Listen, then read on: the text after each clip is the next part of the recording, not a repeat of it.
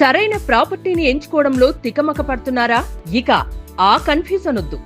అపార్ట్మెంట్లు, విల్లాలు, ప్లాట్లు మీకు కావలసినవన్నీ ఒకే చోట.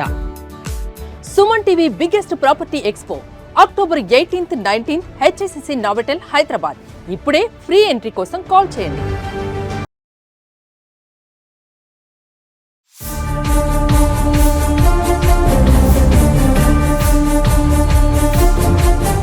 నమస్తే, welcome back to Suman TV. Present మనతో పాటు ఉన్నారు అనలిస్ట్ మందర్ కృష్ణారెడ్డి గారు. నమస్తే సార్. నమస్తే అమ్మా. Sir, EPFO employment provident fund అంటారు కదా, అంటే ఏదైనా కంపెనీలో చిన్నదైనా పెద్దదైనా మనం జాబ్ చేస్తున్నామంటే ఖచ్చితంగా వాళ్ళు ఇంతని కట్ చేస్తారు, ఇంత పర్సెంటేజ్ కంపెనీ నుంచి ఈపీఎఫ్ఓ ప్రావిడెంట్ ఫండ్ అని, అది రిటైర్మెంట్ తర్వాత మనకి వచ్చేటట్టుగా. సో ఈ సంవత్సరము ప్రావిడెంట్ ఫండ్ ఆర్గనైజేషన్లో గణనీయమైన లాభాలు రావడంతో మరి ఎంప్లాయీస్కి బెనిఫిట్ ఏమైనా ఉందా అంటే ఒకసారి వివరాల్లోకి వెళ్తే. ఎంప్లాయీ ప్రావిడెంట్ ఫండ్ ఏదైతే ఉందో ఈపీఎఫ్ఓ అంటారు, అంటే ఎంప్లాయీస్ ప్రావిడెంట్ ఫండ్ ఆర్గనైజేషన్ అనేది ఈ ఆర్గనైజేషన్ పేరు. అంటే మామూలుగా పెన్షన్ అనేది ప్రతి నెల జీతంలాగా వస్తుంది రిటైర్డ్ అయిన తర్వాత. కానీ రిటైర్మెంట్ అయినప్పుడు ఏమవుతుందంటే చాలా బరువులు, బాధ్యతలు రెండు సెటిల్ అవ్వడం. ఇప్పుడు ఆ ఉద్యోగంలో నుంచి బయటకు పోయి వాళ్ళు ఇండిపెండెంట్గా ఎక్కడైనా సెటిల్ కావాల్సిన పరిస్థితి పడుతుంది. ఇల్లు కొనుక్కోవడం, లేదా ఇంకా ఏదైనా ఖర్చులు, అవసరాలు, పిల్లల్ని సెటిల్ చేయాల్సిన అవసరం, ఇట్లాంటివి కొన్ని ఉంటాయి. వీటికి ఉద్యోగస్తుడికి మామూలు నెల జీతం ఏమో నెల నెల ఖర్చు పెట్టేసుకుంటాడు.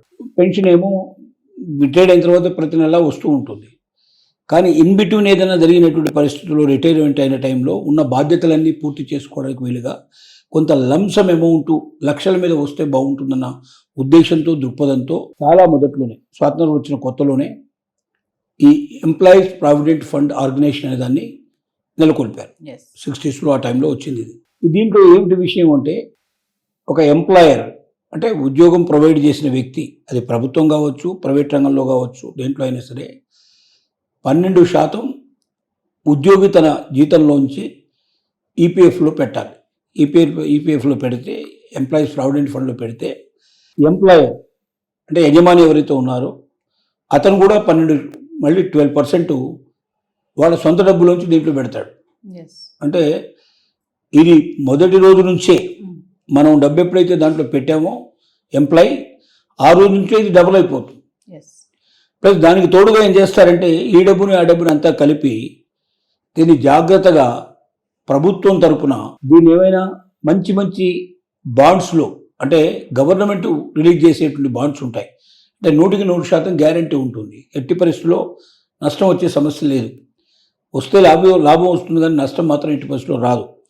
అలాంటి వాటిల్లో దీన్ని ఎక్కువగా పెడుతుంటారు.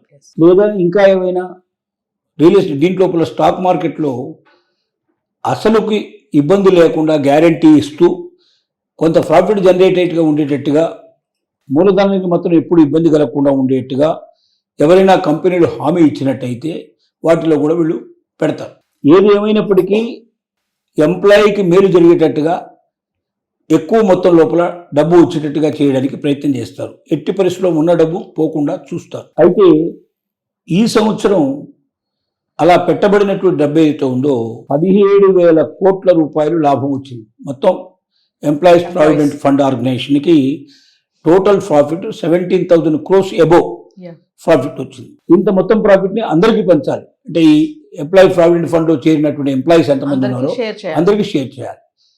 షేర్ చేయడం వల్ల ఎంతో కొంత లాభం తప్పనిసరిగా వచ్చే అవకాశం ఉంది. సపోజ్ 5 లక్షల రూపాయలు ఆల్రెడీ దాంట్లో మన ఎంప్లాయీస్ ఫండ్ ఉందని అనుకుందాం, మొదటి నుంచి కట్టుకుంటూ వచ్చినటువంటిది. ఈ 5 లక్షలకి ఏమవుతుందంటే ఇప్పుడు ఈసారి 8% మామూలుగా యాడ్ అవుతున్నట్టయితే ఒక 0.1% అదనంగా యాడ్ అయితే సుమారుగా 40,000 రూపాయలు సంవత్సరానికి అదనంగా యాడ్ అవుతాయి. ఆ 40,000 రూపాయలు కదా అని అనుకుంటున్నారేమో. ఈ 40,000కు మళ్ళీ వడ్డీ, మళ్ళీ నెక్స్ట్ ఇయర్ సరికల్లా చక్ర వడ్డీ, అంటే అసల్లో ఈ వడ్డీ కలుస్తుంది, మళ్ళీ దీనికి వడ్డీ వస్తుంది, అంటే చక్రవడ్డీ వస్తుంది. ఇలా వడ్డీకి చక్రవడ్డీ కలవడం వల్ల ఈ 40,000 ఇంకో 20 ఏళ్ళు 30 ఏళ్ళ తర్వాత 1,000 లక్షలకు మారిపోయేటువంటి అవకాశం ఉంది.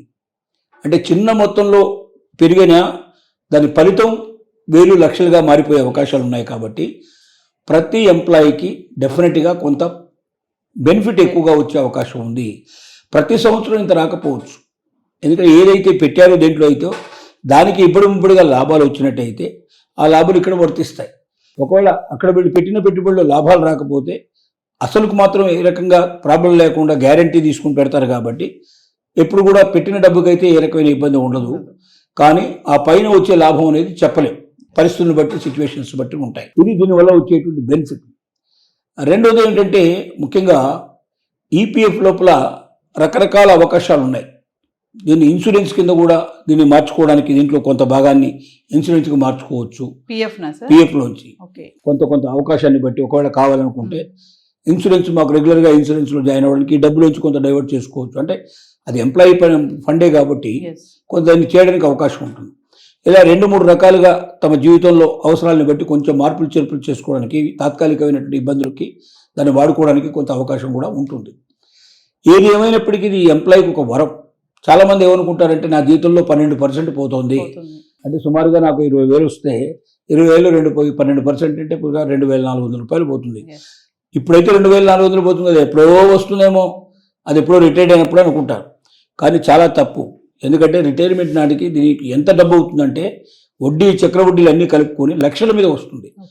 కొంతమందికి 10 లక్షలు, కొంతమందికి 25 లక్షలు, 50 లక్షల దాకా వచ్చేవాళ్ళు కూడా ఉన్నారు. పెద్ద పెద్ద ఎంప్లాయీస్ చేయవాళ్ళు ఉన్నారు. రెండోది 12% కాదు, ఇంకా మన దగ్గర శక్తి ఉంటే ఇంకా కూడా మనం దాన్ని పెంచుకోవడానికి కూడా అవకాశాలు ఉన్నాయి. ఎంప్లాయర్ దానికి తగినటువంటి పరిస్థితిలో కొంత యాడ్ చేస్తాడు. అంటే 12% అనేది కంపల్సరీ. ఒకవేళ 12% కన్నా పైన మనం ఆదా చేసుకోగలిగే అవకాశం ఉంటే దానికి తగినట్టుగా ఇంకా కొంత బెనిఫిట్ ఎంప్లాయర్ దగ్గర నుంచి కూడా వస్తుంది. వడ్డీ చక్రవడ్డీలు కూడా దాంట్లో కలుస్తాయి అదనంగా. ఈ రకమైన అవకాశాలు కూడా దీంట్లో ఉన్నాయి.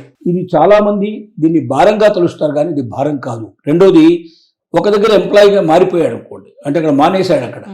అక్కడ మానేసినప్పుడు ఏమవుతుందంటే ఈ ఖాతాని కొత్తగా ఎక్కడైతే జాయిన్ అవుతాడో జాయిన్ అయిన దగ్గరికి దీన్ని ట్రాన్స్ఫర్ చేసుకోవచ్చు. ట్రాన్స్ఫర్ చేసుకుంటే అక్కడ మళ్ళీ యథాతథిగా దీన్ని కంటిన్యూ చేయడానికి అవకాశం ఉంది. కాబట్టి నేను ఈ ఉద్యోగం మానేస్తే రేపు పొద్దున్న నా డబ్బులన్నీ పోతాయని భయపడాల్సిన అవసరం లేదు. రెండోది, మనం ఎప్పటికప్పుడు చెక్ చేస్తూ ఉండాలి. ఏం చెక్ చేస్తూ ఉండాలి? ఈపీఎఫ్ లోపలికి ఎంప్లాయర్ డబ్బు వచ్చి చేరిందా లేదా. కొన్ని చోట్ల ఎలా జరుగుతాయంటే ప్రైవేట్ ఆర్గనైజేషన్స్లో, ముఖ్యంగా గవర్నమెంట్లో అంటే ఈ ప్రాబ్లం ఉండదు, ఆటోమేటిక్గా జరిగిపోతుంది. జరగకపోతే గవర్నమెంట్ దానికి బాధ్యత వహిస్తుంది. ప్రైవేట్ ఎంప్లాయీ ఏంటంటే మన డబ్బు తీసుకుంటాడు, వాడి డబ్బులు వేయడు, ఈపీఎఫ్లో జమ చేయనప్పుడు అవుతుందంటే ఈ డబ్బుకు మాత్రమే వడ్డీ వస్తుంది తప్ప ఆ డబ్బుకు రాదు. అంత పెరగని పరిస్థితి ఏర్పడుతుంది. కాబట్టి ఎప్పటికప్పుడు ఈ వెబ్సైట్లోకి వెళ్ళి మన ఖాతా నెంబర్ ఏంటో కొట్టుకొని మనం చెక్ చేసుకోవచ్చు. దాని లోపల అమౌంట్ జమ అయిందా లేదా, ఈపీఎఫ్ ఖాతాలోకి ఎంప్లాయర్ డబ్బు వచ్చి చేరిందా లేదా. చేరకపోతే వెంటనే ఇమీడియట్గా యూనియన్ లాంటిది ఉంటుంది కాబట్టి అందరూ సంప్రదించి ఒత్తిడి తీసుకురావచ్చు, ప్రభుత్వాన్ని కూడా ఫిర్యాదు చేయొచ్చు. ఇలాంటి అవకాశాలు చాలా ఉన్నాయి దీంట్లో. ఖచ్చితంగా చేసి తీరాలి, లేకపోతే కోర్టు కూడా వెళ్ళొచ్చు దీని మీద.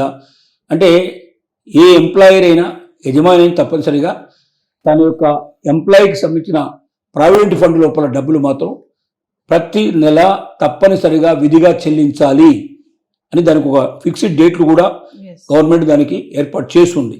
ఇది జాగ్రత్తగా గమనించుకోవాలి.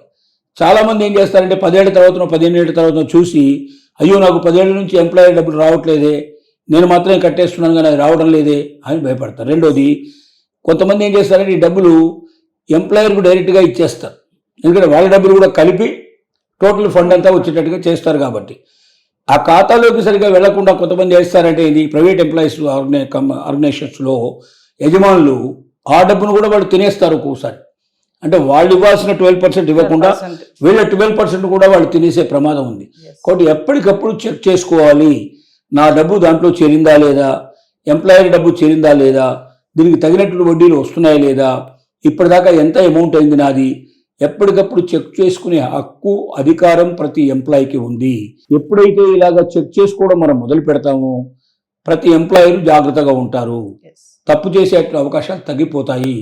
అంటే మనమే ఒక రకంగా మన యజమానులు తప్పు చేయడానికి మనం అవకాశం కల్పిస్తున్నాము. ఒక 2 నిమిషాలు, ఒక 5 నిమిషాలు దాని మీద కేటాయిస్తే నెలకొక్కసారైనా మనం జాగ్రత్తగా ఈపీఎఫ్ను కాపాడు. ఎందుకంటే ఈపీఎఫ్ అనేది మనకు ఒక నిధి లాంటిది. మనం రిటైర్డ్ అయినప్పుడు ఓ 10 లక్షలు, 25 లక్షలు, 50 లక్షలు మన చేతికి ఒక్కసారి అంత అమౌంట్ వస్తే చాలా సమస్యలకు పరిష్కారం అవుతుంది. రిటైర్మెంట్ అయిన తర్వాత మనకు కొత్తగా వచ్చే అవకాశాలు లేవు. ఒక పెన్షన్ తప్ప ఇంకొక రూపాయి రాదు. పెన్షన్ అంటే మన జీతంలో సగం లేకపోతే అంతకన్నా తక్కువ వచ్చే అవకాశాలు ఉంటాయి వాళ్ళ ఉద్యోగాన్ని బట్టి. కాబట్టి అంత తక్కువ వస్తుంది కాబట్టి అదిగాక కొంతమంది ప్రైవేట్ ఉద్యోగులకి అసలు పెన్షన్ ఉండదు, ఆ పాసిబిలిటీ కూడా ఉంటుంది. కానీ ప్రైవేట్ ఉద్యోగులకు పెన్షన్ లేకపోయినా ప్రావిడెంట్ ఫండ్ ఉండే పాసిబిలిటీస్ అన్ని ఆఫీసుల్లో ఉంటాయి. 10 మంది ఎంప్లాయీస్ కన్నా ఇప్పుడు దాన్ని 4-5 కూడా మార్చినట్టున్నారు. 5 కన్నా ఎంప్లాయీస్ ఎక్కువ ఉండేటువంటి ఏ ఆఫీసులోనైనా ప్రావిడెంట్ ఫండ్ తప్పనిసరిగా వర్తిస్తుంది.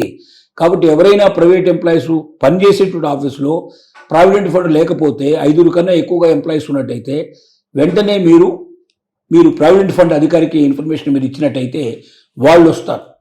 వాళ్ళు వచ్చి యజమాని మీద ఇమీడియట్గా కేసు ఫైల్ చేస్తారు, చేసి వెంటనే ప్రావిడెంట్ ఫండ్ స్టార్ట్ చేయిస్తారు. అంటే ఎంప్లాయీస్కు చాలా బెనిఫిట్ అవుతుంది. తాత్కాలికంగా మనకు వచ్చేటువంటి జీతంలోంచి ఒక 12% పోతుందని భయపడకుండా బాధపడకుండా ఈ 12% మనం భవిష్యత్తు కోసం దాచుకుంటున్న డబ్బు, మనం పెట్టిన డబ్బుకు డబుల్ అమౌంట్ అవుతుంది కదా. ఇది ఎలా సాధ్యం? వేరే దాంట్లో సాధ్యం కాదు కదా. 10 రూపాయలు పెడితే 10 రూపాయలు వస్తున్నాయంటే మరి వేరే దాంట్లో అక్కడక్కడ ఆ స్కీమ్లో ఈ స్కీమ్లో పోయి 2 రూపాయల వడ్డీ వస్తుంది, 4 రూపాయల వడ్డీ వస్తుందని పెట్టేదానికన్నా దీంట్లో 12 రూపాయలు పెడితే 12 రూపాయలకు 12 రూపాయలు వస్తుంది కదా. మన జీతాన్ని బట్టి ఎంత పెడితే అంత డబ్బులు వస్తుంది. ఈ డబ్బులకు మళ్ళీ వడ్డీ చక్రవడ్డీ వస్తుంది. ఇవన్నీ కలిపి మనకు వృద్ధాప్యంలో మనకు సహకరిస్తాయి, మనకు అవకాశం ఉంటుంది. మధ్యలో కూడా కొద్దిగా ఎమర్జెన్సీ వస్తే కొంత అమౌంట్ తీసుకోవడానికి దాంట్లో పాసిబిలిటీస్ ఇచ్చారు. ఒకవేళ ఆరోగ్యాలు సరిగా లేకపోతే లేదా ఏదైనా మ్యారేజ్ ఎట్లాంటివి ఉన్నాయి, కొంత అమౌంట్ దాంట్లో తీసుకోవడానికి పాసిబిలిటీస్ ఇచ్చారు. కాబట్టి ఇన్ని సౌకర్యవంతమైనటువంటి అవకాశాలు ఉన్నప్పుడు ప్రతి ఎంప్లాయీ కూడా తన ఆర్గనైజేషన్లో ఈపీఎఫ్ నడుస్తుందా లేదా, లేకపోతే వెంటనే ఈపీఎఫ్ ఆర్గనైజేషన్కి మనకు తెలియజేసి ప్రావిడెంట్ ఫండ్ ఆఫీసులు ఉంటాయి ప్రతి చోట. మీరు ఆన్లైన్లో కొడితే మీకు వెంటనే అడ్రస్, ఫోన్ నెంబర్ అంతా ఉంటుంది. వాళ్ళకు ఫోన్ చేసి చెప్పేస్తే చాలు, సార్ మా ఆర్గనైజేషన్ ఇక్కడ ఉంది, ఇంతవరకు ఈపీఎఫ్ స్టార్ట్ చేయలేదు, ఇక్కడ 5 కన్నా ఎక్కువ మంది ఎంప్లాయీస్ ఉన్నాం, మనం 10 మంది ఇట్లా ఉన్నామని వాళ్ళకి వెనక్కి తెలియజేస్తే వాళ్ళు వెంటనే వస్తారు, రైడ్ చేస్తారు, యజమాని పట్టుకుంటారు. ఇప్పటిదాకా చేయనందుకు కొంత పెనాల్టీ వేస్తారు. అప్పటి నుంచి రెగ్యులర్గా ఈపీఎఫ్ నడిపేటువంటి పరిస్థితి ఉంటుంది. అలా అందరికీ మేలు జరిగే అవకాశం ఉంది. ఇది ప్రతి ఒక్కరూ ఉపయోగించుకోవాలని మనం కోరుకుంటున్నాం.